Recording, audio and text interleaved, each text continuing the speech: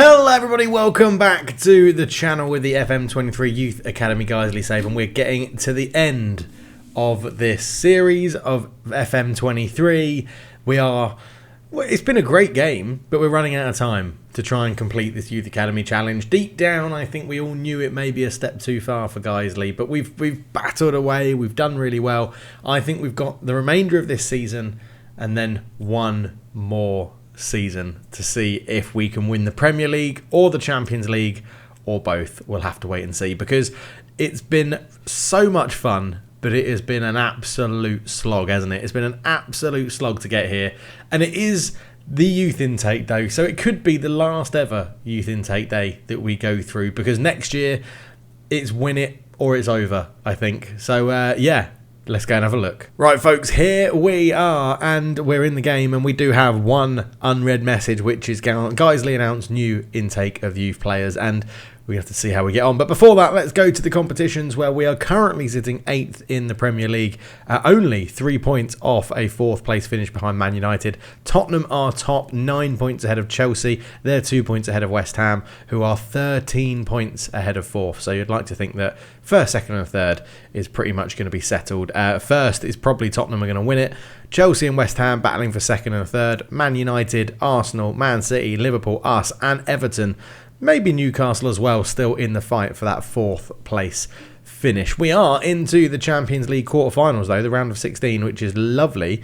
In fact, it's the round of 16, not the quarterfinals. We're in the round of 16, and we have a 6-1 lead over Benfica going into the second leg of that one, so we should be comfortably into the quarterfinals of the Champions League. The FA Cup, we are through to the quarterfinals, where unfortunately we're going to be playing runaway league leaders Tottenham in that one, so you sort of think if we can get through that, potentially we can win that.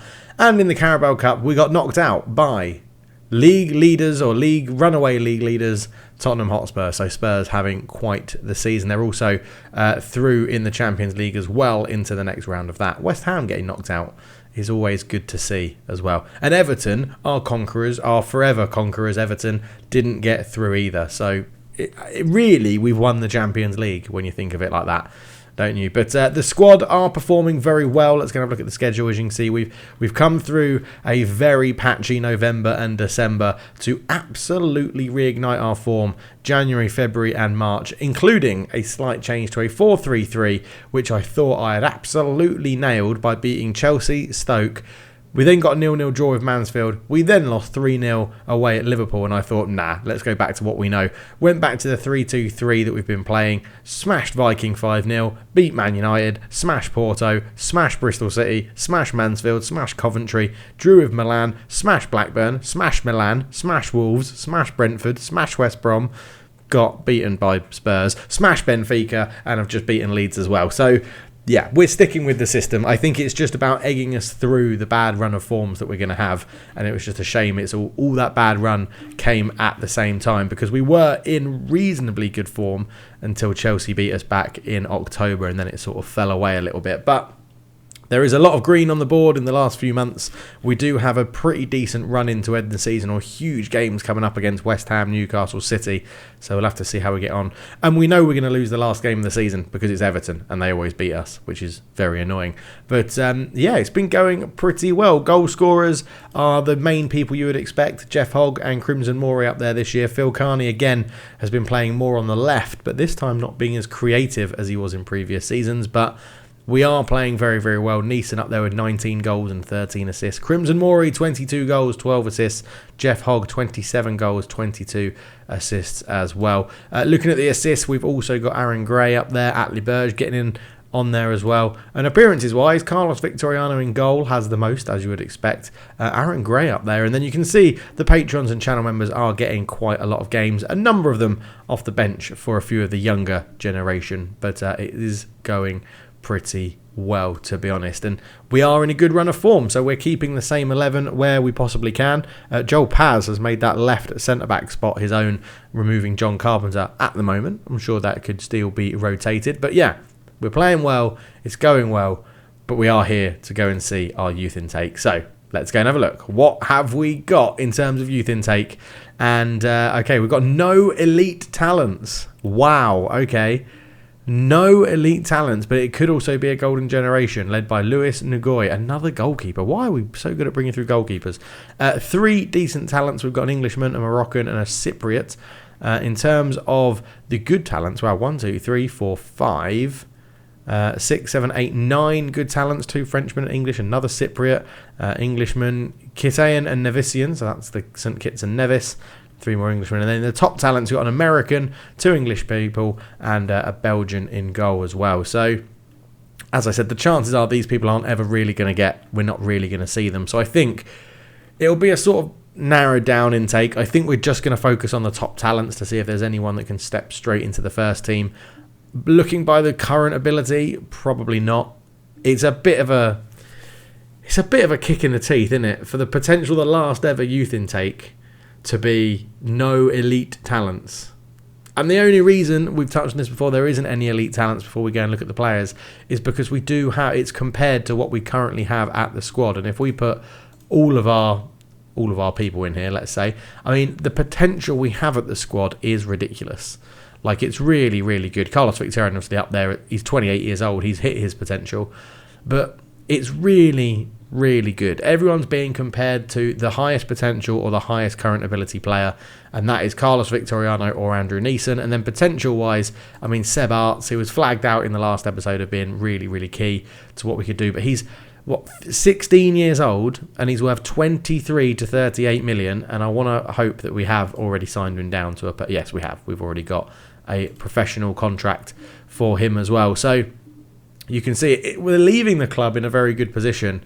I'm definitely not carrying this on as a youth academy only save for FM24. That's not to say I won't go and splurge some money and maybe play it in the background on my own time, but I probably won't. It's been such a slog with Guiseley. I've really enjoyed it, but you know, you've got to get to your peak, haven't you? And it's been a fantastic save.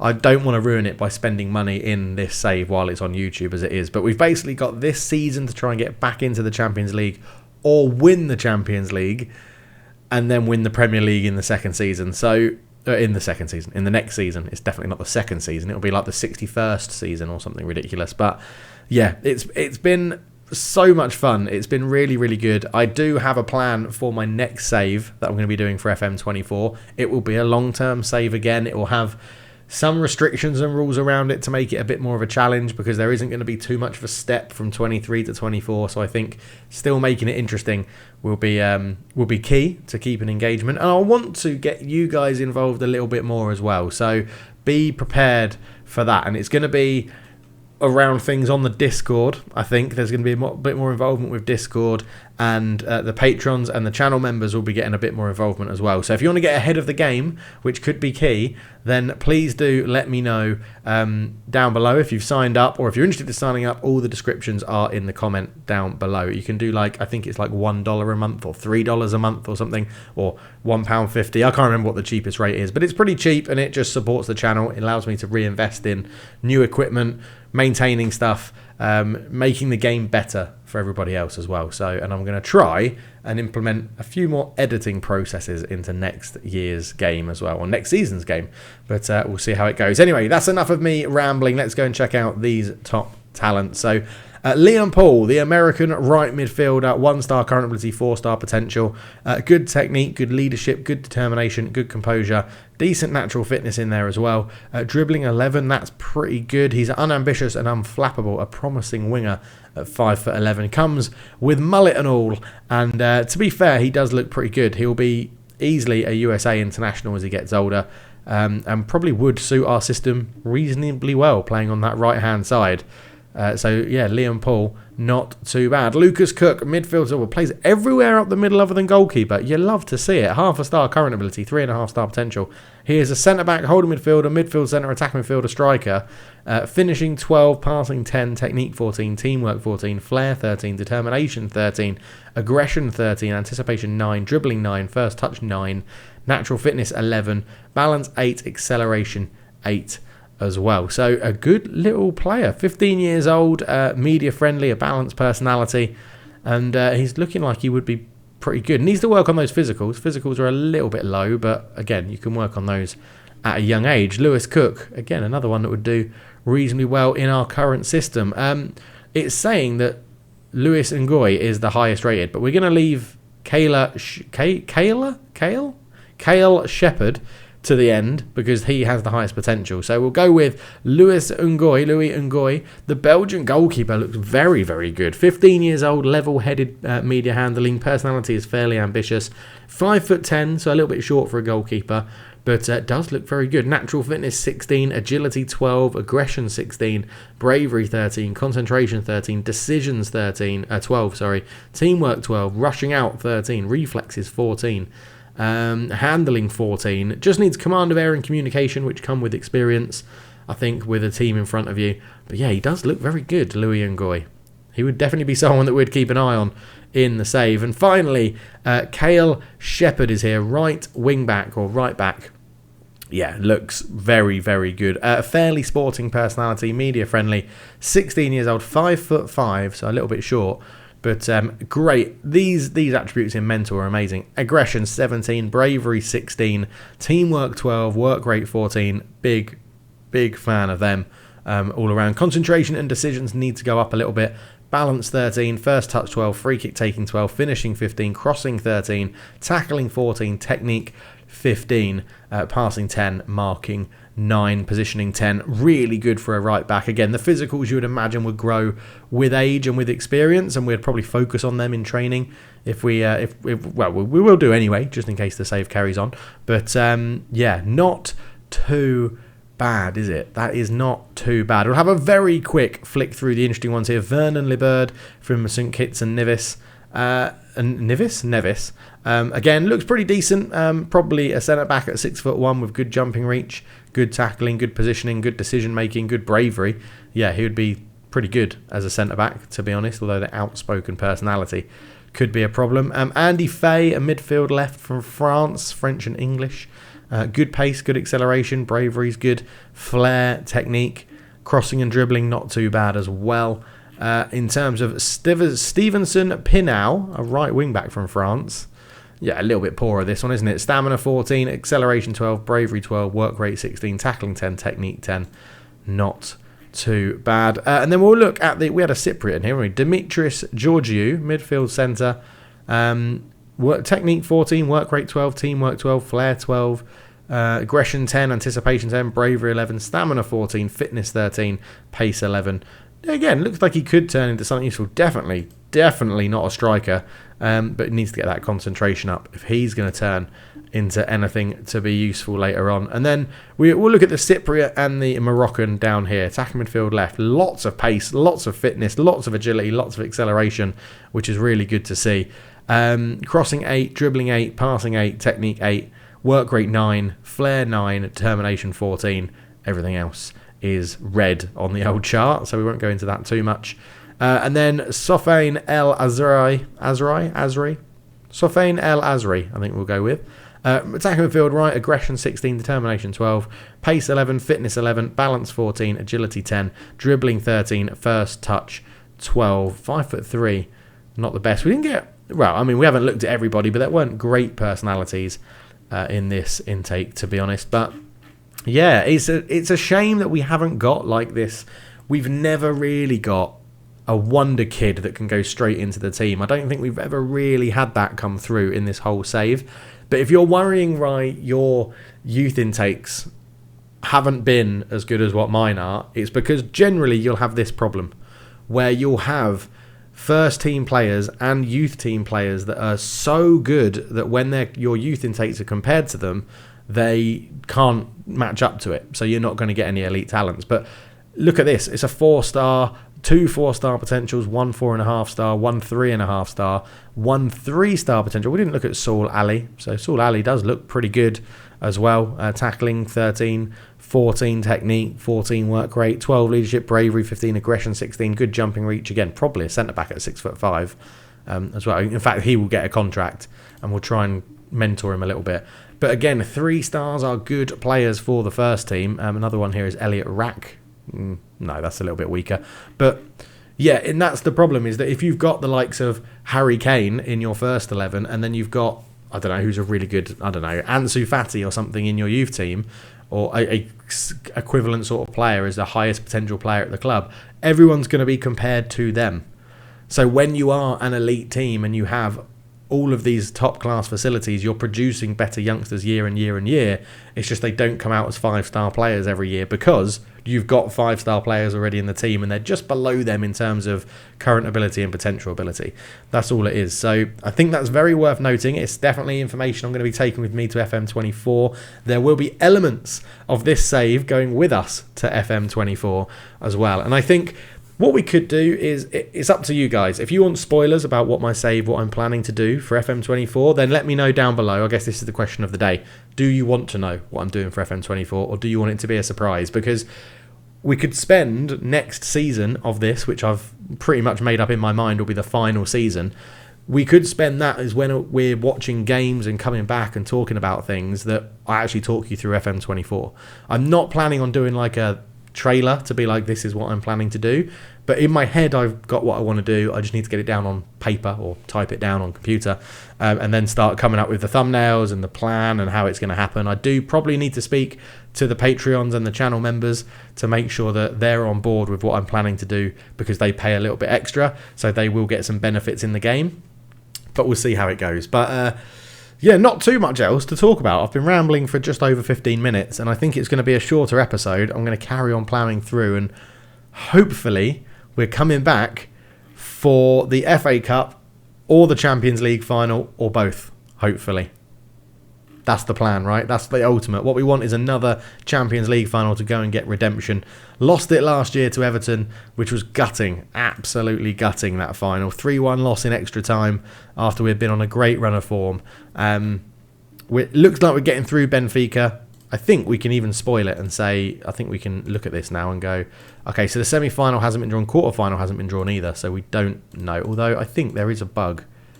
If you go, oh no, it's not a bug, it is there. So, oh no, this is the bug. We're going to be playing the winner of PSG v Chelsea, because you can see, although it says the draw hasn't been done, it already has mapped out in tree mode to see who you're going to play. So we're going to be playing the winner of PSG and Chelsea. The winner of Lorient v Hertha Berlin will be playing Barcelona or Union Berlin. We'll be playing them in the semi if we get through the quarters, and then the final will be one of Man City, Real Madrid, Spurs or Bayern Munich. So excellent. Lovely stuff. Right, we will leave it there. Just a short, quick episode today. We are getting to the point of wrapping up this series. Do you know what? I think it's really hard. I thought I was going to achieve this. I thought I could get through and do it. But I think the amount of time and effort it's taken has really underestimated it. I think if you're not doing this as a series on YouTube, you can fly through it a lot quicker.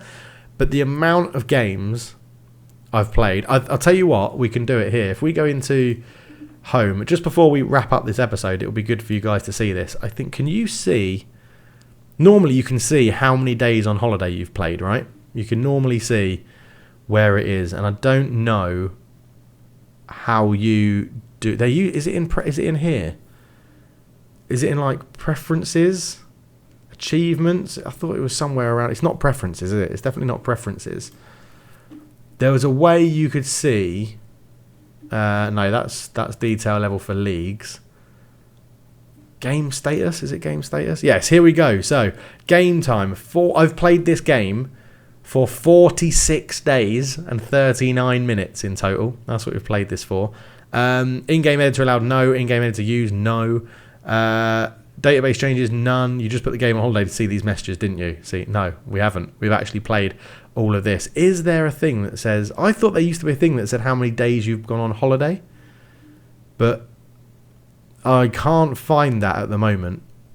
If you know where it is, let me know. Because it'll be a few... There's a couple of days where there's been bugs in the game and you have to holiday through it to get going earlier on. And obviously we did the first season all on holiday as well. But that's pretty much it for how much holiday we've done in this.